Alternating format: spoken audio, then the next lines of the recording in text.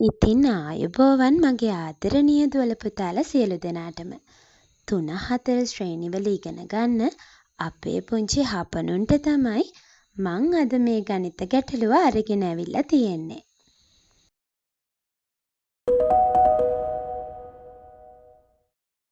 අපි මුලින්ම කරන්න ඕනේ ගැටලුව හොඳින් කියවා ගැනීම. එහෙනම් කියවමු මාත් එක්ක. ඉසුරී ළඟ නිල් පාට සහ රතු පාට බෝල ඇත. කසුනී ළඟ කහ, රතු සහ නිල් වර්ණ බෝල ඇත. උදාරී ළඟ ඇත්තේ රතු පාට බෝල පමණි. එකවරක් නම් කියවලා මදි පුතේ. තව පාරක් හොඳින් කියවන්න ඕනේ. දැන් එහෙනම් මගේ පුතාලට කාලය ලබා දෙනවා පිළිතුර හොයන්න.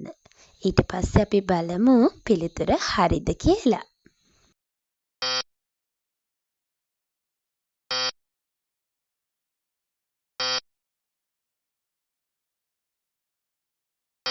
එහෙනම් කාල වේලාව ඇතිනේ. දැන් අපි බලමු පුතාලගේ පිළිතුර නිවැරදිද කියලා. මුලින්ම මට කියන්න ඕනේ මොන පාට බෝලද එතන තිබුණේ. නිල්, රතු සහ කහ පාට බෝල. ඒවා මං මෙන්න මේ විදියට උඩින් ලියා ගන්නවා.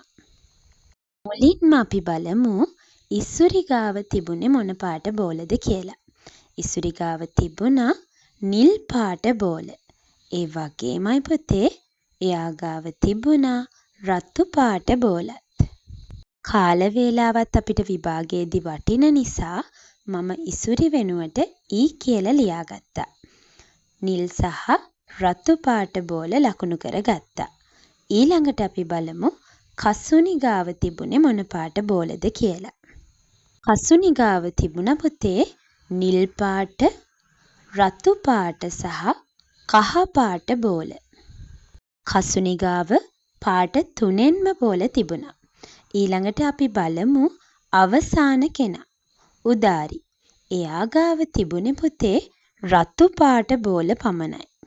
ඉතින් එහෙනම් මගේ පුතාලට හරිම ලේසියෙන් පිළිතුර පේනවා නේද? වැඩිපුරම බෝල තිබුණේ මොන පාටින්ද? ඔව් හරියටම හරි. රතු පාටින්. පිළිතුර වෙන්නේ රතු පාට බෝල.